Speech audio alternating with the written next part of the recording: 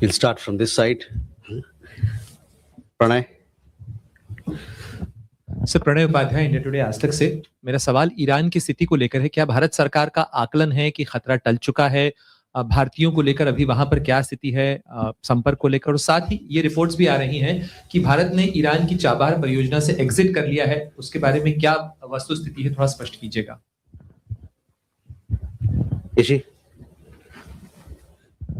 This is Yeshi Seli from Business India. I have a question on Myanmar. The second round of elections was held on January 11th.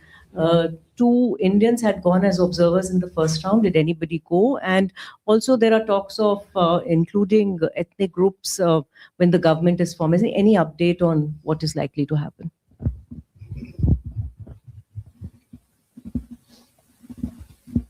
Ayushi? So this is Ayush Jaiswal from ANI. One question on Chabahar. Did the recent telephonic talks between EM Jaishankar and Iranian Foreign Minister feature Chabahar? And second, China has once again reaffirmed its claim over the Shaksgam Valley. What is your comment on that? And since the Chinese delegation was here this week and met our Foreign Secretary, did India formally raised our objections on such claims? Our friend there, yes. This is Keita of GG Press, Japanese news agency. My question is regarding India-Japan strategic dialogue today. I had the main issue of the dialogue were AI and economic security cooperation. So did they discuss anything about defense cooperation? Thank you.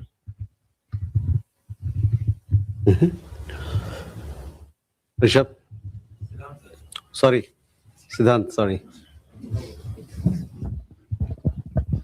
Hi, sir. I'm Siddhant from CNN News 18. So my question is, there are reports that Ministry of External Affairs has raised objections to a Salman Khan film depicting the clash between Indian and Chinese troops in the Galwan Valley in 2020. Any comments from your side? Thank you. Okay, first we come to Pranay. आपका सवाल को सबसे पहले देखिए, आपको जैसा कि पता है, ईरान में करीबन हमारे 9,000 नागरिक इस समय रहते हैं, लगभग। इनमें से ज़्यादातर लोग हमारे विद्यार्थी लोग हैं, उसके अलावे नाविक हैं और तीर्थयात्री हैं और भी कुछ लोग जो व्यापार से जुड़े लोग वहाँ पर रहते हैं। हाल ही के दिनों में वहाँ जो गतिविधि चल रही है उसको लेकर हम लोगों ने 2-3 एडवाइजरी इशू किए। एडवाइजरी में हमने ये कहा कि जो हमारे नागरिक हैं भारत में वो ईरान अभी ना जाएं, और जो भारत में वहाँ जो हमारे भारतीय नागरिक रह रहे हैं उनको कहा गया कि आप देश छोड़ने का जो भी मीन्स है अभी तो कमर्शियल फ्लाइट्स वो भी उसका भी रास्ता अभी है, तो वो सब लेके लोग वहाँ से निकले। उसके अलावे वहाँ पर जो गतिविधि है उस पर हम लोग नज़र बनाए हुए हैं, और जहाँ तक हमारे लोगों का सवाल है उनके हित में जो भी कुछ होगा उसकी अगर ज़रूरत पड़ेगी तो हम लोग उस करने के लिए प्रतिबद्ध हैं। दूसरा सवाल आपका था चाबहार को लेके, तो उसमें मैं अपनी बातें आपके सामने रखना चाहता हूं।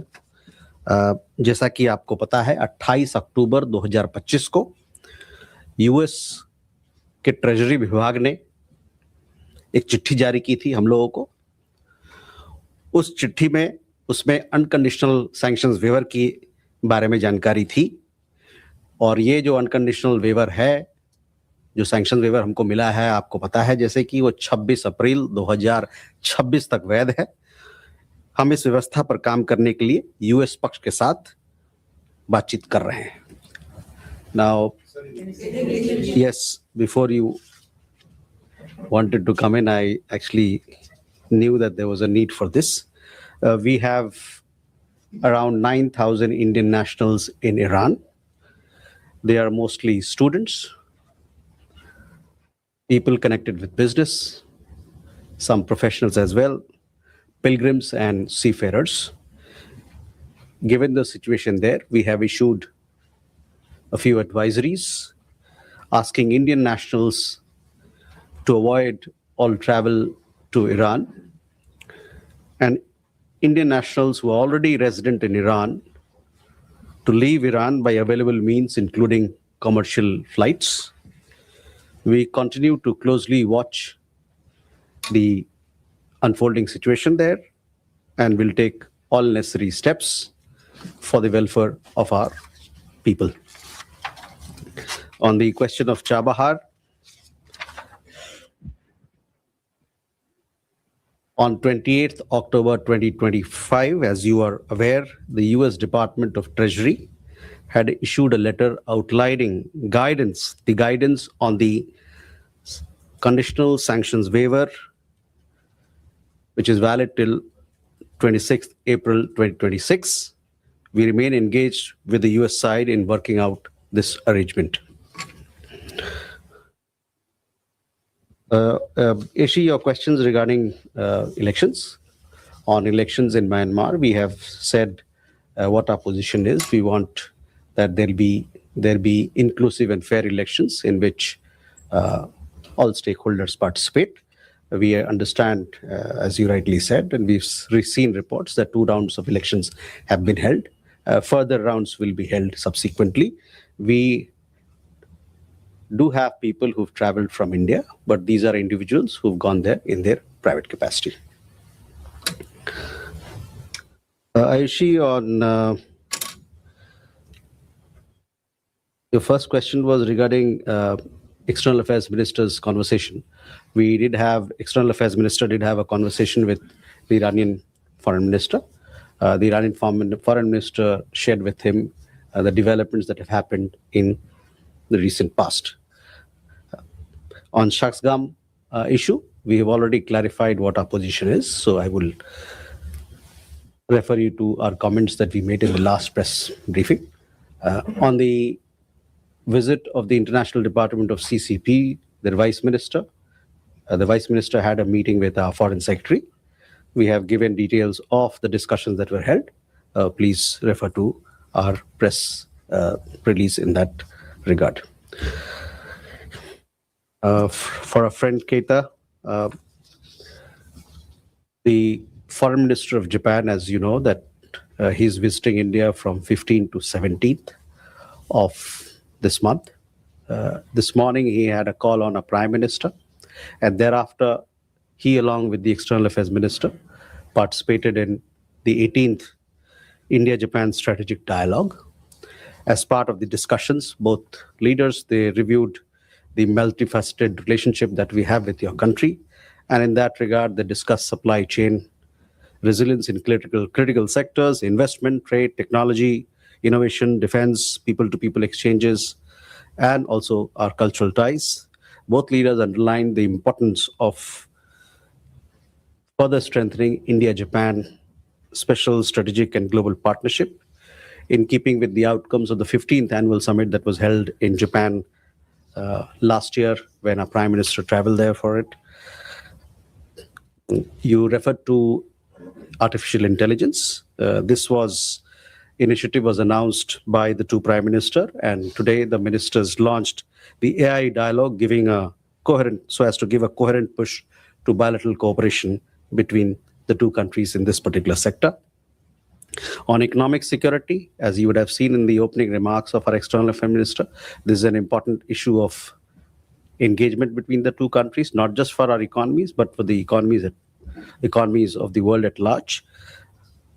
Both sides also decided to convene the Joint Working Group on Critical Minerals under the Economic Security Initiative to advance our collaboration in the fields of rare earths and critical minerals. The 2 ministers also look forward to celebrating 2027, that is next year, as when we complete 75 years of our relationship with Japan. So we look forward to. There was also some conversation around cricket, as you would have seen. He presented a jersey of the Japanese cricket team, the Foreign Minister. So overall, a very good visit, and the visit still continues. So please, we'll update you with more details with the visit of our Japanese Foreign Minister. Siddharth, on your question, We understand that a film of this nature is being planned. Issues regarding filmmaking in India, as you are well aware, are looked after by relevant authorities.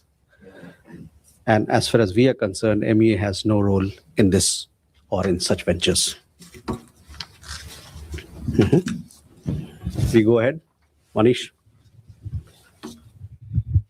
Just building upon the question with Geeta, the discussion over some sort of maritime security equipment, military equipment has been under discussion with Japan for a long time, especially the unicorn. There have also been reported the issue of also export from Japan is being discussed. Are those things being materialized at this meeting today? Any progress on that? Thank you. Neeraj. Sir नमस्कार, मैं नीरज दुबे प्रभा साक्षी से। Sir Bharat America में भारतीय राजदूत ने US law makers के साथ एक मीटिंग की है और हाल के दिनों में ये दूसरी ऐसी मीटिंग है, इसके बारे में क्या अपडेट है सर? क्या ट्रेड डील पर कुछ था? Smita. Hi, going back to the question about the report today on exiting Chabahar port, could you just clarify whether the sanctions waiver which was granted was on the condition that it would lead eventually to the winding down of operations, because that's what the report seems to say, and B, in terms of the additional 25% tariff that now President Trump has imposed for any kind of business with Iran, if you could throw light on exactly what is the trade that India has with Iran currently, and does it impact pharmaceuticals also? Okay. Siddhant. So Siddhant from Beyond, the External Affairs Minister and Marco Rubio held conversation. How much was their focus on the trade component? And there are information that there could be a meeting next month. Are we looking at EM's visit in US or Marco Rubio's visit in Delhi? Aditya. So Aditya from NDTV, my question is about the India-EU summit that's happening, and we saw the statement from the MEA, but are we really going to sign now the FTA between the two countries? And also on the Afghan CDA that has joined in, he met the JSPI, and there was a statement from the Afghan embassy. What is the working relation going to be forward, and anything on the logistics and the trade between the two countries?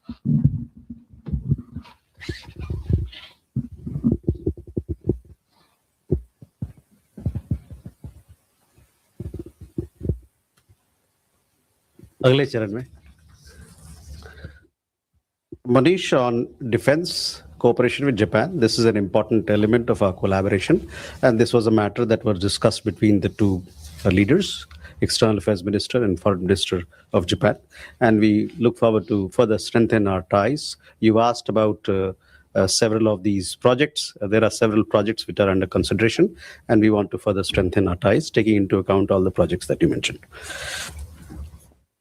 Neeraj, जो भारत के राजदूत America में चाहे कोई और देश में हैं, उनकी लगातार बातचीत होती रहती है वहाँ के कांग्रेस के मेंबरान से, और उसके अलावा और भी अन्य समाज के वहाँ पर जो लोग हैं उनसे बातचीत होती रहती है, ताकि हमारे दोनों देशों के रिश्तों में और मजबूती आए और बल मिले, और इसी संदर्भ में ये बातचीत लगातार चलती रहेगी। और जैसा कि आपने बताया, हमारे वाशिंगटन डीसी में जो एम्बेसी है उसके हवाले से आप लोगों को इस पर खबर दी जा रही है।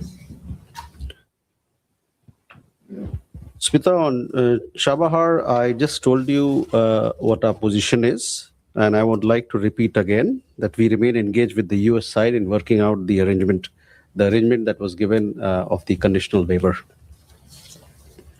On the second question on trade, we are, 25% tariff that you mentioned, we are closely following all these developments. As far as our trade, bilateral trade with Iran is concerned, in the last financial year, we had overall bilateral trade of $1.6 billion, of which our exports to Iran was in the region of $1.2 billion US, and our imports from Iran was in the region of $0.4 billion. If you look at overall what sort of size it has in our overall global trade, then Iran accounts for about 0.15% of India's total trade. Siddhant, on your question regarding conversation between External Affairs Minister and Secretary of State, you would have seen the readout that was there from both sides. But just to tell you that this conversation happened on 13th of January. This was the first conversation between the two leaders. They discussed a range of bilateral issues, including trade, critical minerals, defense, civil nuclear cooperation, and energy. And they also exchanged perspectives on regional developments. As to when our leaders would be visiting each other's countries, those are details that will are yet to be worked out. And as you know, we do inform you well in advance of these visits so that you can keep track of them and report on them. The India-EU summit is to be held on 27th of January. And the leaders, the president of the EU Council and the president of EU Commission, they are visiting India. They are the chief guest for they'll be here on a state visit. They are a chief guest for Republic Day this time. On India-EU FTA, as I told you last time as well, that these negotiations are progressing. On the Afghan CDA, yes, some time back when we had the visit of Afghan foreign minister, we had elevated our partnership, we elevated the Indian technical mission in Kabul to the level of an embassy. And thereafter, the person who was heading the technical mission in Kabul was upgraded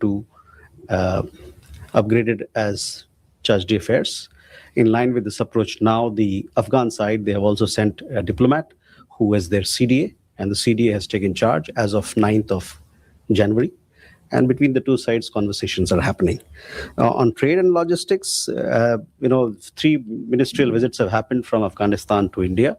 And if you remember when the trade minister, the commerce minister, when he was here, there was a discussion about creating a freight corridor so that there could be more trade between the two countries, especially in items such as pharmaceuticals, fruits, and other essential commodities.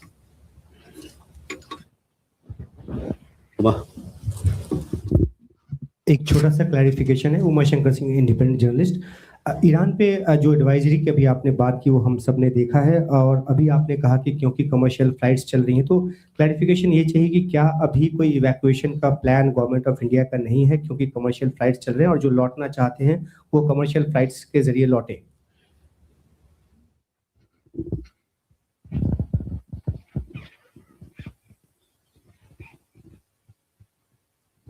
Keshav? Thank you, sir. Keshav Padmanabhan from The Print. I just wanted to follow up on the discussions with Secretary of State Marco Rubio with specific focus on trade. Was there any sort of idea of when or where the trade negotiations will move forward? Are there going to be further rounds?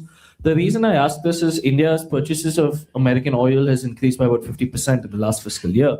So has there been any conversation on tariff relief due to the increase in imports from the US? Can you give us a sense of that, sir? Thank you. Diya TV. Sir Vijay Lakshmi हूँ India TV से। Sir 8 दिसंबर 2025 को ईरानी revolutionary guards ने वेलेंट road tanker को जब्त किया था, जिसमें 16 भारतीय जो हैं क्रू मेंबर हैं, उनके वेयरअबाउट्स को लेकर के उनके परिवार काफी चिंतित हैं। उसको लेकर कोई जानकारी? Kadambari Sharma, independent journalist. Sir, आपने ईरान में हमारे नागरिकों की बात की है। कई स्टूडेंट्स के जो परिवार हैं यहाँ पर, वो कह रहे हैं कि वो खुद भी संपर्क नहीं कर पा रहे हैं अपने बच्चों से।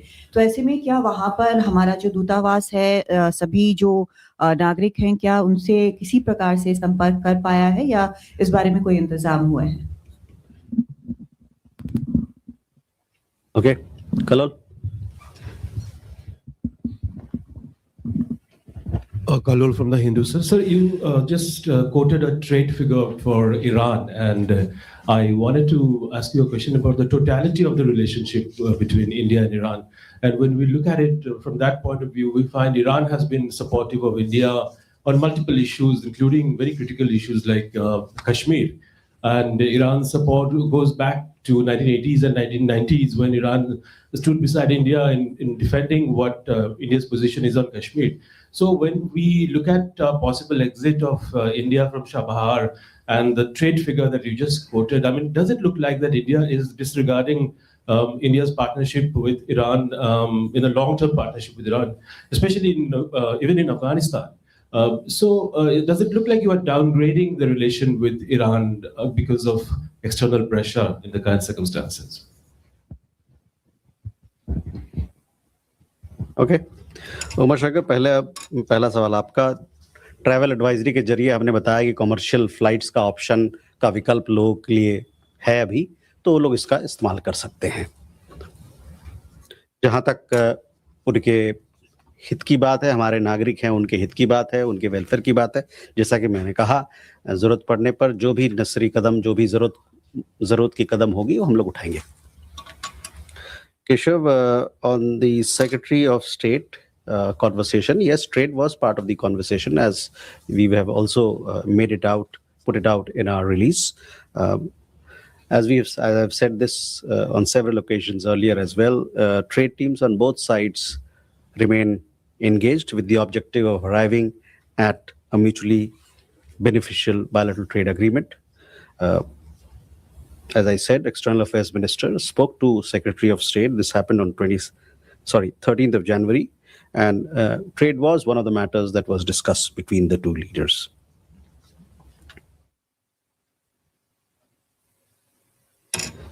विजयलक्ष्मी, हाँ, 10 लोग को हिरासत पे लिया है लोगों को, जैसे मैंने पहले बताया था, और उनके लिए हम लोगों ने कॉन्सुलर एक्सेस मांगा है वहाँ सरकार से, और वहाँ के सरकार से भी हम लोग उनके भलाई के लिए और उनके हित के लिए लगातार संपर्क में हैं। और जब जैसे भी हम लोग को जैसे ही हमको कॉन्सुलर एक्सेस इन लोगों के बारे में मिलेगा, तो हमको और विस्तृत जानकारी आपको हम दे पाएंगे।